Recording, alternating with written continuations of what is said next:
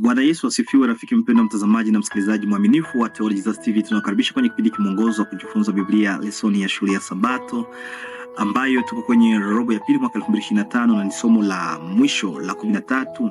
Leo ni siku ya Jumanne. Tunazungumzia karamu ya Belshaza. Karamu ya Belshaza ndiyo somo ambalo tunakuja kujifunza leo kuhusu karamu ya huyo Belshaza. Lakini kabla tujaingia kwa undani wa somo la leo, nitakusihi basi pamoja tumkaribishe Roho Mtakatifu ili kwamba tupate masomo yatakayotusaidia kiroho.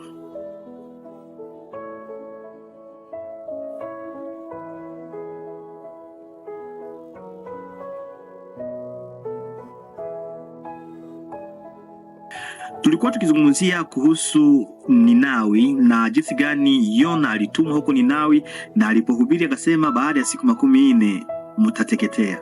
Lakini baada ya hizo siku hawakuteketea kwa sababu walitubu, waliungama, waliongoka, waliachana na njia zao mbaya na wakamfuata Yesu. Hivyo hivyo katika maisha yetu, haijalishi tumefanya dhambi za namna gani, ikiwa leo tutampokea Yesu kwa Bwana mkombozi wa maisha yetu na kuadhimu ndani ya moyo wetu kuachana na mabaya yote na kumfuata Yesu, atatusamehe na maisha yetu yatakuwa mazuri. Lakini kama binadamu, sijui wengi kama sio wote, baada ya siku nyingi tena wale watu wa Ninawi walirudi nyuma. Mwishowe Ninawi ilirudi katika dhambi zake na iliharibiwa na muungano wa Wamedi na Wababeli. Na muda mfupi baadaye sasa Babeli ikawa sasa himaya ya ulimwengu isiyo na ubishi kabisa, ikatawala ulimwengu wote, na hapakuwa hata tawala wote ambayo ilikuwa na uwezo wa kusema zidi ya wale ambao ni Wababeli. Nebukadneza akaongoza, na mwanzoni hapo akawa na kiburi, lakini wakati fulani Mungu akashusha kiburi chake, naye akaamua, akajitambua. Kwenye Daniel sura 7 unaona Nebukadneza anapoona namna gani anamtukuza Mungu, akionyesha kwamba Mungu yeye hapo mwanzoni alikuwa na kiburi, lakini Mungu amemuonyesha tena makuu na maajabu, na akawaita watu wote wa Babeli kumwabudu Mungu wa kweli, kwa sababu alikuwa amefanyizia kitu kikubwa. Nebukadneza alijisalimisha kwa Mungu na kufanikiwa, lakini wazao wake walikuwa dhaifu na ufalme ulipugua. Kama Daniel alivyomkumbusha Belshaza tukisoma kwenye Daniel sura ya 5 mstari wa 18 hadi 13. Tusome kwenye mstari wa 13, nasema badala yake umejiweka juu ya Bwana wa mbinguni. Uliletewa vikombe vya hekalu lake, na wewe na wakuu wako, wake zako na masuria wako mkanywa divai kutoka kwao, mkaisifu miungu ya fedha na dhahabu, ya shaba, ya chuma, ya miti na ya mawe, isiyoweza kuona wala kusikia wala kuelewa, lakini hukumheshimu Mungu aliye na uhai wako, na njia zako zote mkononi mwako.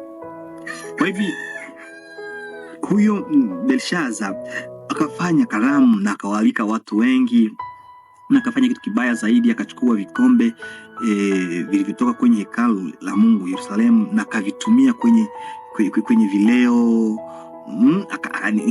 akavidharaulisha. Alikuwa amefanya kitu kibaya.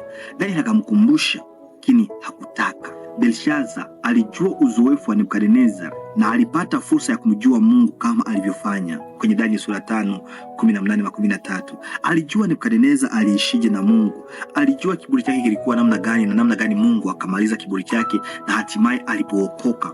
Lakini alipuuzia uzoefu huo wa Nebukadneza. Huyo Belshaza alimkataa Mungu waziwazi. Alijifanya kuwa na kiburi zaidi kuliko hata baba mzee wake Nebukadneza. Huyo Belshaza alitumia vibaya vyombo vya hekalu na aliabudu miungu mingine mbele za Mungu wa mbinguni, ijapokuwa alikuwa amejua kwamba katika karne zote na siku za mbele za waongozi wa Babeli, Mungu wa mbinguni ndiye alikuwa amejulikana kuwa yeye ndiye anafaa kuabudiwa. Kwa hivyo mpendwa, nikukumbushe tu kwamba kile kitakachoamua wokovu wetu au hukumu yetu sio maarifa yetu juu ya Mungu. Hiyo kwamba theology nimesoma vitabu vingapi, lakini itakuwa ni mwitikio wetu kwa maarifa hayo. Umesoma, umekuwa msabato sijui kwa miaka mingapi, umepata wokovu sijui umebatizwa kumisha miaka mingapi.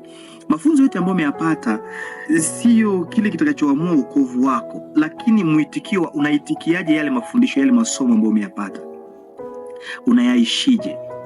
Mwitikio wako ama kukataa kwako ndiko kutafanya aidha uhukumiwe na upotee ama uokolewe. Mungu akusaidie tusiwe kama Belshaza na kiburi, tufuate nyayo za wale waliotangulia, nyayo nzuri, mabaya tuyaache, mazuri tuyafuate, ili kwamba Yesu akija tumlaki hewani. Na jambo la muhimu sana, haijalishi wewe umesoma vitabu vingapi, umesoma Biblia mara ngapi, la muhimu umekubali, umeitikiaje kwa yale mafundisho.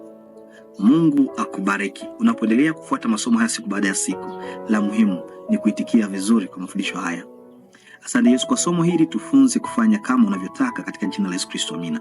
Ndugu, usiweze kusubscribe, kulike na kushare, na swali zote weka hapa kwenye comments.